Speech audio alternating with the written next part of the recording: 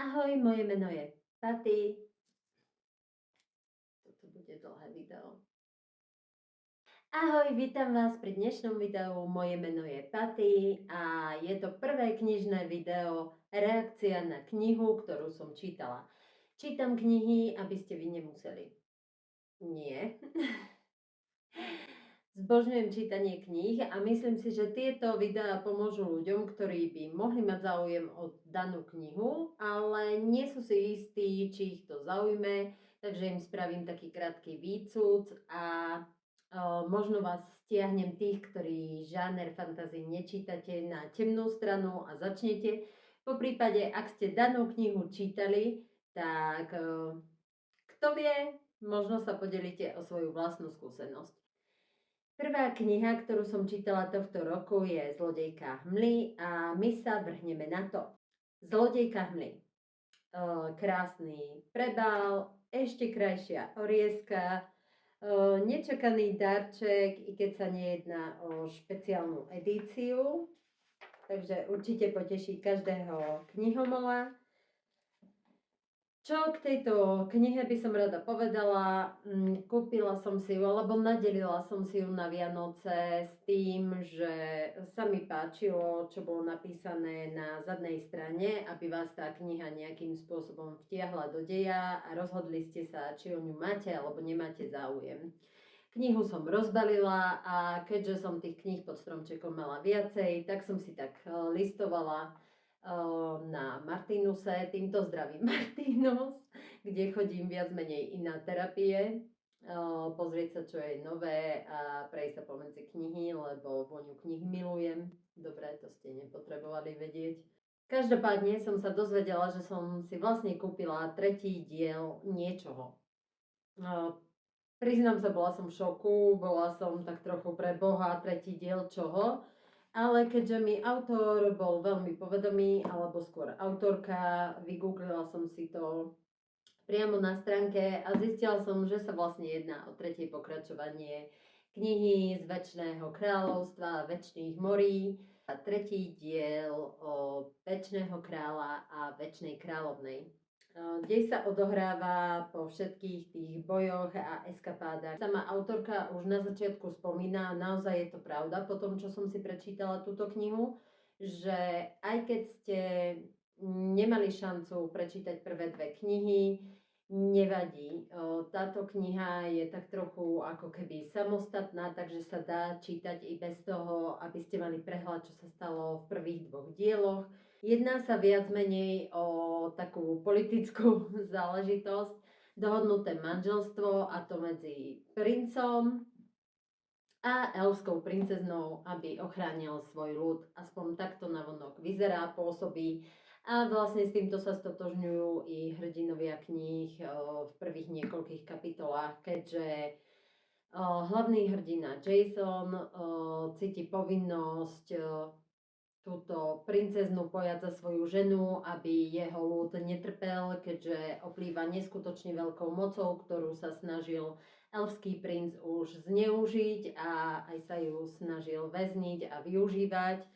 Zároveň Skadinia, ktorá chudera celý život žije s nejakým pocitom viny, každý, kto vlastne príde do kontaktu s ňou z vlastného ľudu, sa jej bojí kvôli jej veľkej moci a je tak trochu, nie tak trochu, ale tvrdia aj, že je zodpovedná za smrť rodičov a je vlastne adoptovaná následnička trónu.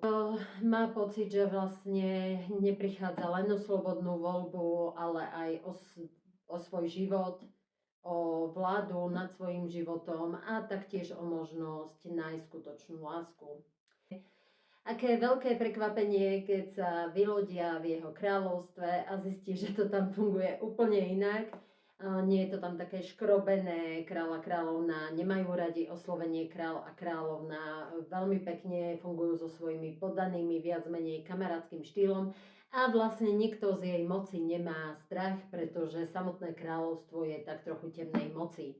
I samotný princ má tak trochu temnú moc, takže nikto sa jej v podstate nebojí. Naviac hneď po príchode zisťuje, že princ pre ňu pripravil vlastnú komnatu, aby sa cítila pohodlne a vzniká medzi nimi také zaujímavé napätie, ktoré sa nesie celým dejom, pretože aj v momente, keď sa zblížia alebo sa jej snaží princ nejakým spôsobom priblížiť, pretože zo sukničkára, ktorého sme mali v prvých 2 dieloch a ktorý to má tak nejako zaužívané, sa stáva muž, ktorý zisťuje, že asi našiel lásku svojho života a chce spraviť všetko preto, aby bola šťastná. Nastávajú situácie, kedy o tom Skadinia pochybuje, alebo kedy vznikajú situácie plné nedorozumení, keď je ona zase na pochybách. Kniha je písaná veľmi pekným štýlom, dobre sa číta, naozaj som ju doslova zhltla. Nastáva tam ku koncu niekoľko zvratov, nielen preto, že Skadinia je unesená, ale taktiež zisťuje pravdu, ako to bolo so smrťou jej rodičov. Samozrejme dobro vyhrá nad zlom, ale sú tam nejaké tie prekážky a úskalia a rôzne dohody v rámci zmluvy, ktorú museli podpísať, keď si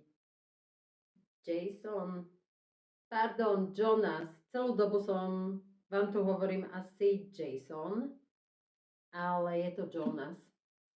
Ospravedlňujem sa, pri podpise zmluvy, keď si ju Jonas bral za ženu, vyplávali na povrch nejaké skutočnosti. Dynamika tej knihy je aj bojovná, aj vášnivá, aj romantická, aj plná pekných i nepekných zvratov a končí sa teda veľmi zaujímavo, keď dochádza vlastne k takému splynutiu 2 svetov, ktoré sa možno nikdy nemali stretnúť. Ak máte radi fantasy žáner, tak si myslím, že táto kniha je pre vás. Ak máte radi také pikantné scény, tak tie tam nejaké sú, ale nie sú prehnané. Takže to možno nepoteší tých, ktorí majú fakt radi pikantné knihy. Ale za mňa táto kniha je milým a príjemným pokračovaním knižnej série a je taktiež strhujúca, ako boli 2 predchádzajúce. Možno by som len vytkla to, že kniha má teda úplne iný obal a úplne inú oriesku, neladenú úplne k tým predošlým 2, preto si to možno hneď nespárujete. Kniha vyšla niekedy koncom roku 2025, sa mi zdá, takže je to viac menej taká novinka, vyšla ako jedna z posledných kníh minulého roku. Tak, kto máte záujem, určite doporučujem. Kto ste ju čítal, podielte sa do komentára kľudne s vašimi pocitami, dojmami z tejto knihy. Ja sa na vás budem tešiť pri ďalšom videu a ak sa vám takáto reakcia na knihy obsáhlejšia páči, nezabudnite dať odber a ak sa vám video páčilo, dajte like, budem rada. Teším sa na vás pri ďalšom videu.